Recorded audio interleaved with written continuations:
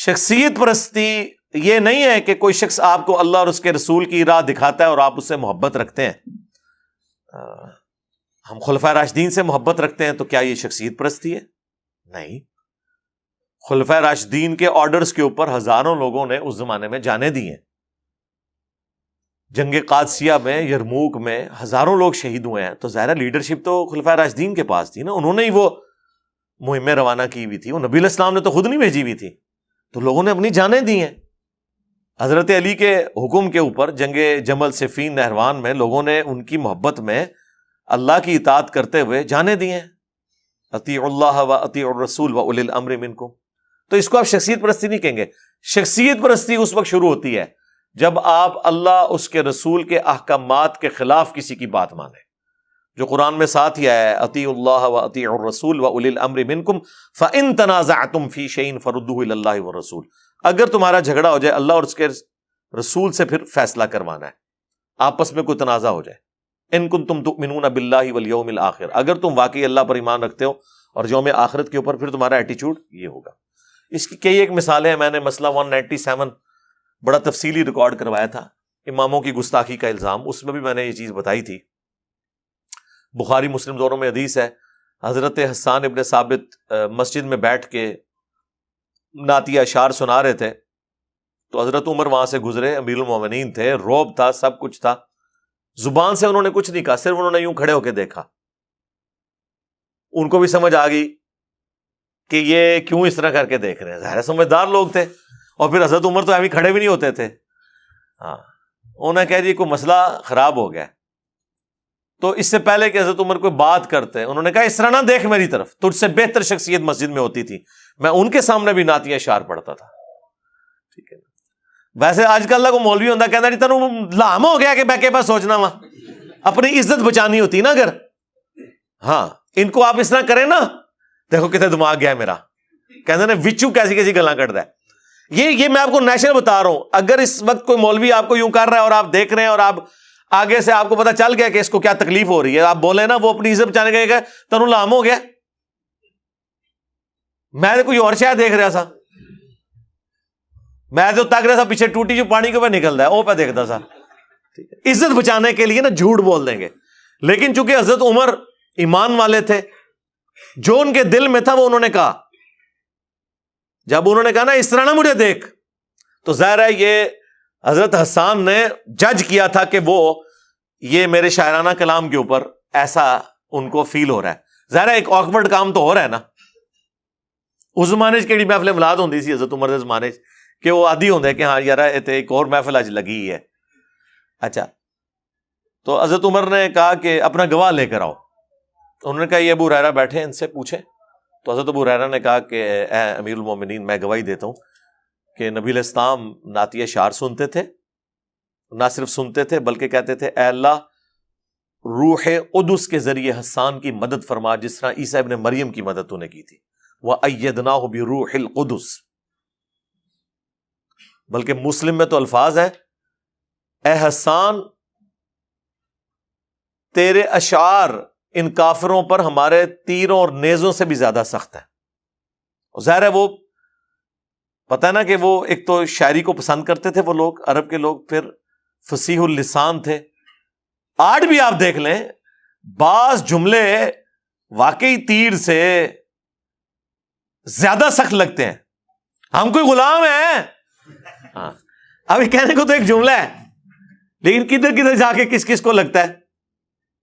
ٹھیک ہے، تو بعض اوقات کوئی سلوگن، کوئی جملے وہ اتنے سخت ہوتے ہیں کہ وہ گولی سے زیادہ اثر کرتے ہیں۔ اس زمانے میں بھی ایسا تھا۔ صحیح مسلم میں اوپر تلے 10 احادیث ہیں جس میں حضرت حسان کے وہ شعر ہیں جو انہوں نے نبی علیہ السلام کے دفاع میں، جو کافر آپ پہ اعتراض کرتے تھے وہ شاعری میں اس کا جواب دیتے تھے۔ اور آپ کو حیران کن بات بتاؤں، حضرت حسان ان لوگوں میں شامل تھے جنہوں نے حضرت عائشہ پہ تہمت لگائی، وہ جو سورہ نور میں برات میں آیات نازل ہوئی۔ اب حضرت عائشہ نے وہ 40 دن کس تکلیف میں کاٹے ہیں، بالکل لاغر ہو گئی تھی رو رو کے اس غم میں، جب تک کہ قرآن نازل نہیں ہوا۔ اتنی تکلیف ایک شخص نے دی ہو آپ کو، لیکن اس کے باوجود حضرت عائشہ کے سامنے اگر کوئی حسان کا ذکر برائی سے کرتا تو اسے ٹوک دیتی تھی اور کہتی تھی حسان کو برا مت کہو، کیونکہ جب رسول اللہ پر کافر اعتراض کرتے تھے تو حسان اپنے اشعار سے ان کا جواب دیا کرتا تھا۔ اچھا، یہ حضرت عائشہ نے اپنی للہیت تو شو کی ہمیں بھی ایک درس دیا کہ آپ کے لیے کرائٹیریا اللہ اور اس کے رسول کی محبت ہونی چاہیے، باقی ساری چیزیں چھوڑ دیں، ٹھیک ہے؟ چھوڑ دو مامون ہوں یار، تکو فرمایا کہ نہیں ہے کہ مار کو باقی جماعت قتل کرے گی، تو انو کیوں غم محمودہ کھائے جا رہے ہیں؟ آپ اللہ کے نبی کو دیکھیں۔ تو سیدہ عائشہ نے اپنا غم نہیں کیا کہ یہ مجھ پہ تہمت لگانے والوں میں شامل تھا، ماموں سے تو بڑھ کے عزت ہے نا سیدہ عائشہ کی سلام اللہ علیہا، انہوں نے اپنی سب سے بڑا عورت پہ حملہ، اس کی عزت بھی ہو سکتا ہے نا، اسے قتل کرنے سے بھی بڑی چیز ہے، انہوں نے اپنے اس الزام کی بھی پرواہ نہیں کی، انہوں نے کہا کہ حسان کو چھوڑ دو، حسان جو ہے نا وہ رسول اللہ کا دفاع کیا کرتا تھا۔ دیکھیں کیسے کیسے رزلٹ نکلتے ہیں ہر بات میں سے، آپ ذرا غور کرنا شروع کریں، کیسی کیسی باتیں بیچ میں سے نکلتی ہیں، واقعہ وہی ہے۔ اچھا، پھر اس کے بعد یہ بھی پتا چل گیا کہ جو لوگ کہتے ہیں جی اے امام حنیفہ نو نہیں حدیث پتہ لگی، جی حضرت عمر نو بھی یہ حدیث نہیں پتہ لگی کہ نعت اشعار مسجد میں سننا سنت ہے، ان کو تو نہیں پتا تھا، تبھی انہوں نے گواہ بھی مانگا، ایکٹنگ تو نہیں کر رہے تھے وہ۔ تو اس سے یہ بات پتہ چلی کہ بڑے سے بڑے شخص سے بھی کوئی بات چھپی رہ سکتی ہے، یہ اس کا عیب نہیں ہے، اس کا مرتبہ نہیں گر جائے گا اگر بات چھپی رہ گئی۔ اور ایک اور رزلٹ بھی نکلا، جو لوگ کہتے ہیں کہ حضرت عمر فاروق جو ہیں وہ حضرت ابو ہریرہ سے بغض رکھتے تھے، ٹھیک ہے،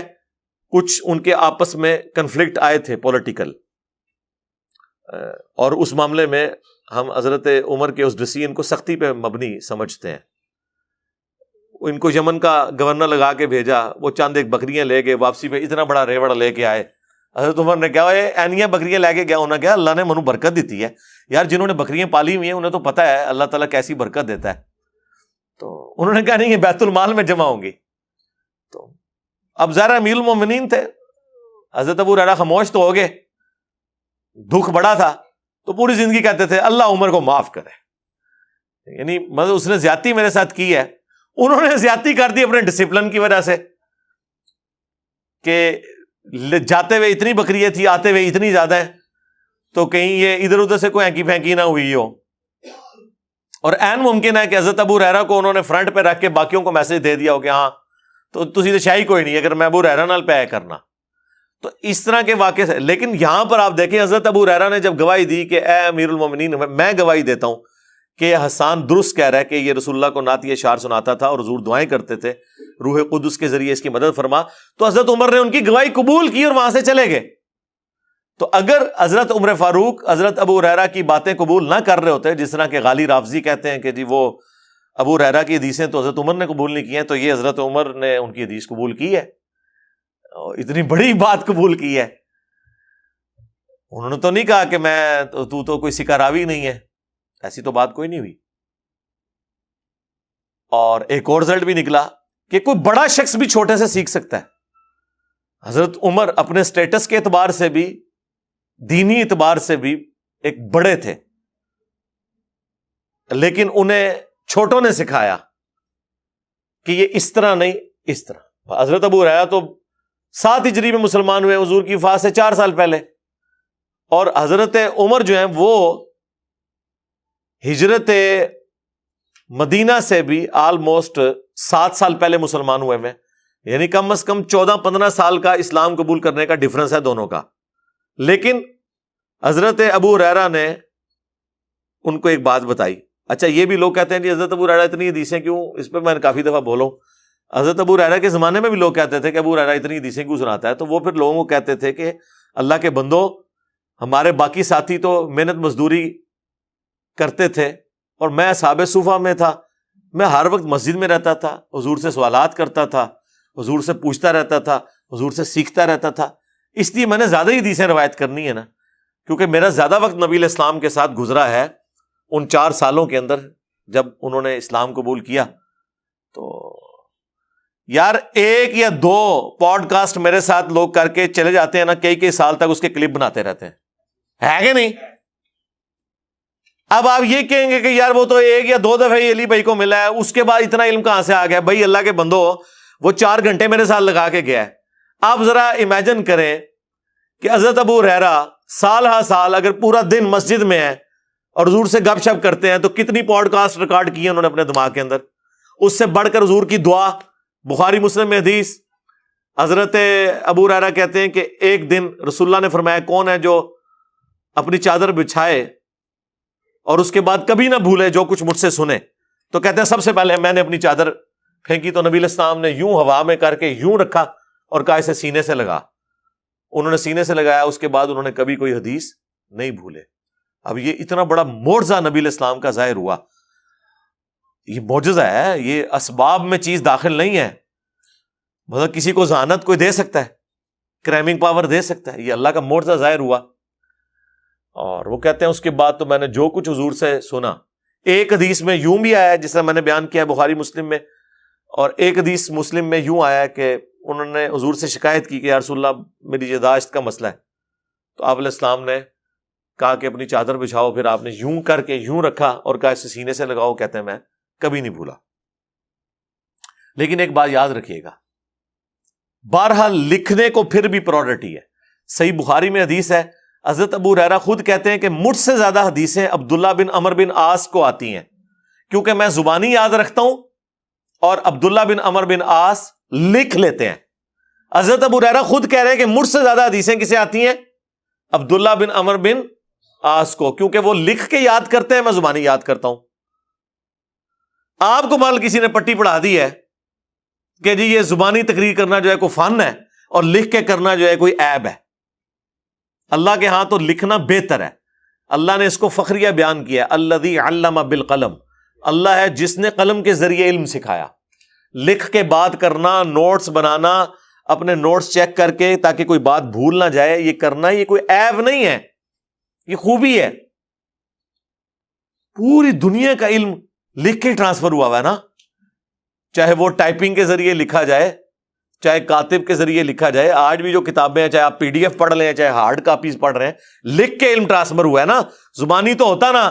تو پھر یہی ہونا تھا کہ کبھی کسی نے کوئی آیت غلط پڑھ دینی تھی تقریر کے اندر،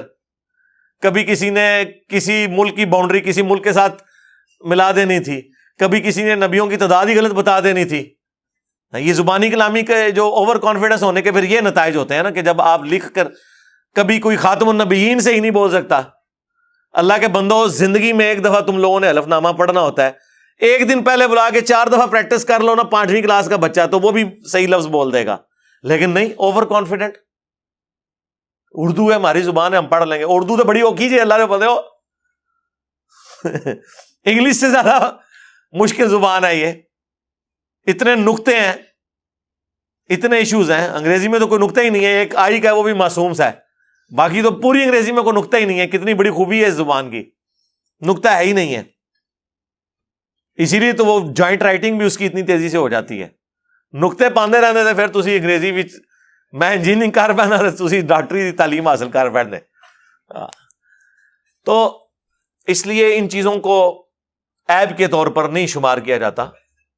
تو وہ بات شروع ہوئی تھی حضرت ابو ہریرہ سے زیادہ حدیثیں عبداللہ بن عمر بن عاص کے پاس تھی، کیونکہ وہ لکھ کے حدیث کو سیو کرتے تھے اور ان کے شاگردوں کے صحیفے پھر بعد میں ٹرانسفر بھی ہوئے۔ تو بات سوال شروع ہوا تھا شخصیت پرستی، جو کہ سوال کریٹیکل تھا، اس لیے میں اس پہ لمبا ٹائم لیا ہے بولتے ہوئے کہ شخصیت پرستی سے بچنے کا آسان طریقہ یہ ہے کہ جس شخص کی بات قرآن و سنت کے مطابق ہے وہ آپ لے لیں، اور قرآن و سنت کے مطابق نہیں ہے تو اس بات کو چھوڑ دیں، شخصیت کو نہ چھوڑ دیں۔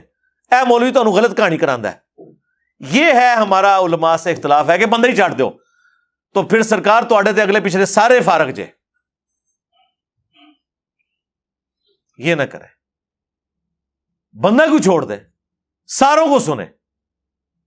اور اس کے بعد جس کی بات قرآن و سنت کے مطابق ہو لے لیں، اس کی باقی باتیں چھوڑ دیں۔ اگر آپ یہ قدغن لگائیں گے نا کہ آپ نے اس بندے کو ہی چھوڑ دینا ہے، تو پھر اس کا تو اینڈ رزلٹ، پھر تو یہ سب سے پہلے تو چھوڑے نا اپنے ابوں کو، جن کی ہم نے کتنی غلطیاں بتائی ہیں، کوئی چھوڑنے کے لیے تیار نہیں ہو رہا، بلکہ اپنے ابوں کی محبت میں دوسروں کے ابوں کو اور جو غلطی ہائی لائٹ کر رہے ہیں اس کو گالیاں نکالنا شروع کر دیتے ہیں، اور پھر آپ سے کہتے ہیں جی اینوں نہ سنا کرو۔ تسی انہوں نے سن رہے ہو اور ان کی کتابیں پڑھ رہے ہو جنہوں نے اپنے ناموں کے کلمے پڑھائے ہوئے ہیں. ابھی دیکھیں نا ہم نے کیسی چیز پکڑ لی ہوئی ہے ان کی.